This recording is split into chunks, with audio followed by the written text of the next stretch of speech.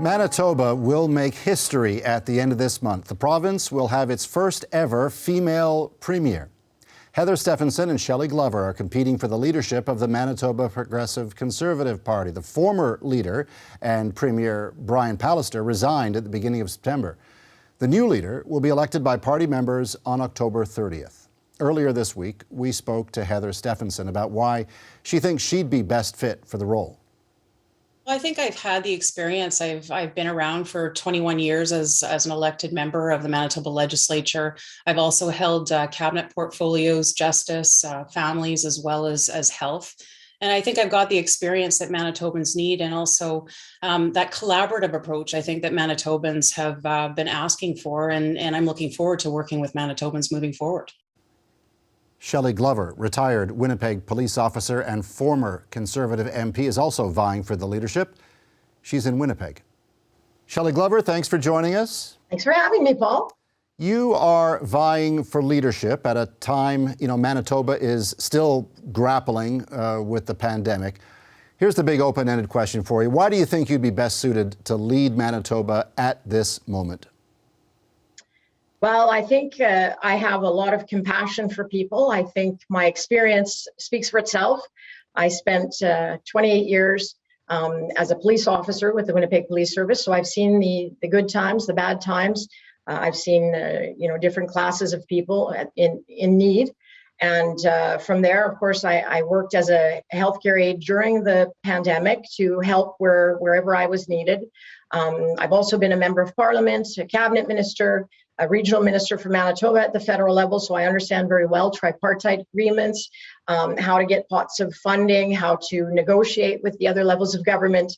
And I think during a pandemic like we have, it's important that we make sure that the patients and those who are in need of care get that care. And I don't have any qualms about saying that as a leader, I intend to represent all Manitobans, not just those who are vaccinated, but those who are also unvaccinated. And we need to find more options, and I'm open to those options. So that's why I think during a pandemic, I am the best suited person to lead here in Manitoba. You have said that you will heed expert public health advice if you become premier. And I don't think anybody would challenge you on that being a good idea. But also that you oppose, economic lockdowns. We've seen how the lack of lockdowns has played out in some other provinces. Do you not think that might bring challenges in Manitoba? Well, all of this has been a challenge, and what we've done with businesses has not worked. As far as protecting people from the virus, we still see some people getting it in businesses, but more than anything, we have, and I've seen the stats here in Manitoba, we have small and medium-sized businesses that are at approximately $165,000 shortages. They're on the brink of collapsing, and if we have another economic shutdown, then 30 to 35% of them will in fact close.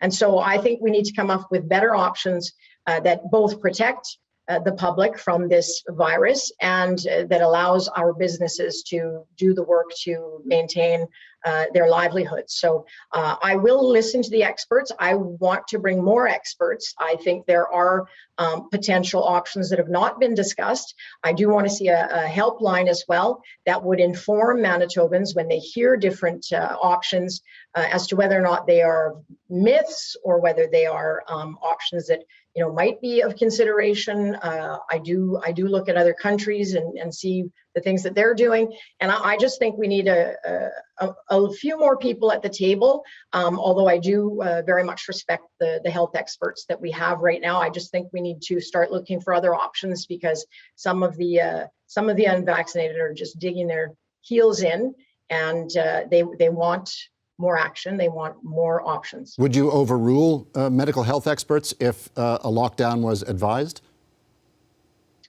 Well, it would depend on what kind of a lockdown was advised. I frankly think that the small and medium-sized businesses need to be considered when we talk about a lockdown, and we don't typically consider what kind of business it is. We just on a scale, we just say all businesses will close. And I don't think at this point we can afford to do that to the medium and small businesses. So it's not that I would overrule them.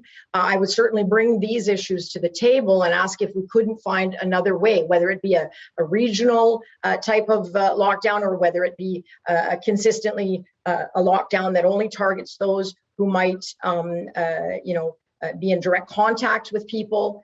It's got to be more fluid. It's got to be more flexible, because we cannot afford for these businesses to go under, and that's what we're faced with here in Manitoba. So I wouldn't overrule them. I just join the conversation, bring more experts in, and hopefully make the right decision for Manitobans. That's all I care about doing, is making the right decisions for the people I care about, and that's Manitobans here in our province. You do not support mandatory vaccines. Am I right on that?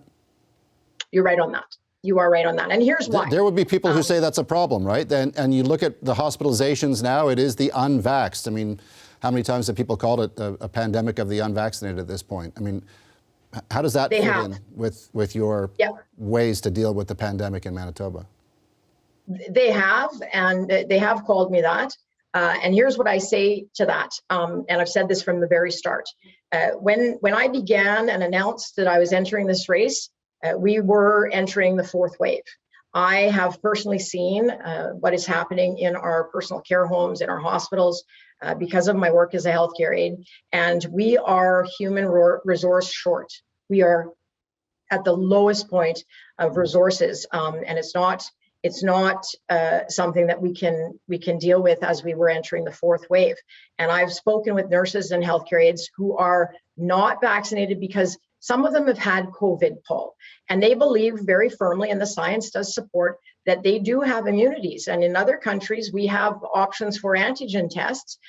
Sweden, for example, says on their Vax Pass, it will say that they've been vaccinated, or they've been tested for immunities and are immune, or that they have had an exemption. And so I think there are other options out there, and we can't afford at this point during a fourth wave to send Manitobans out of province. That was heart-wrenching to watch.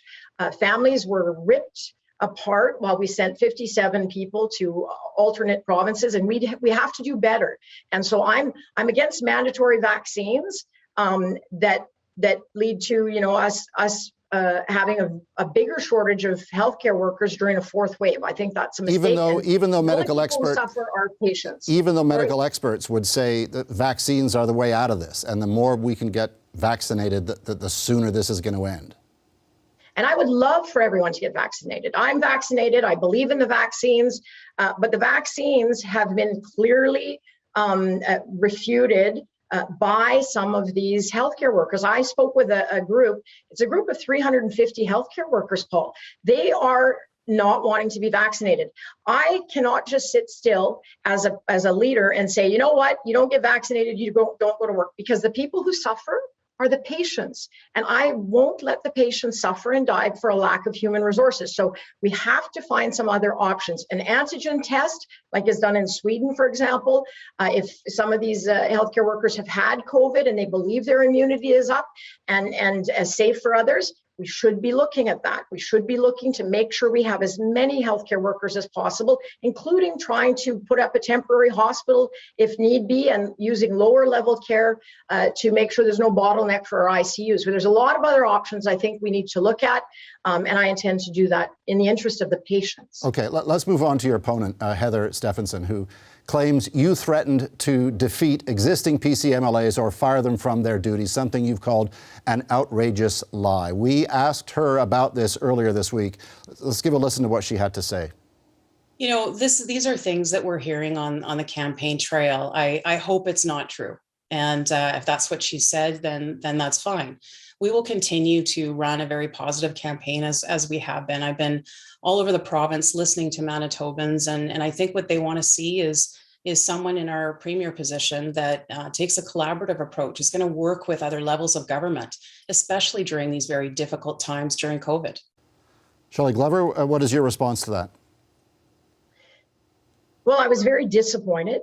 I was surprised, actually. But may I be clear, Paul?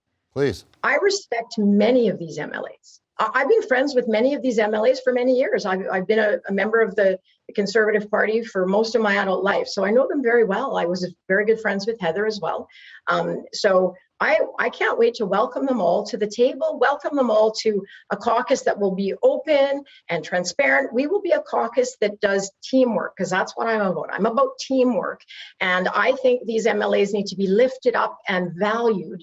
And I think they've suffered a little bit as a result of a much different manner of leadership and a different style. I am very much a person who likes to collaborate and cooperate with others by doing some action together, and so that's what I look forward to. And I remain disappointed that Heather says things like that. But you know what? It is a competition, and I'm a big girl, so we just continue forward, and we'll know who will win at the end of this on October 30th. We've run out of time. I do want to sneak in one quickie, if you don't mind. You know, what are you hearing from Manitobans when you're out on the hustings? Are they looking for a complete redo in terms of the direction that they want from the government, or just tweaking where Premier Pallister left it off?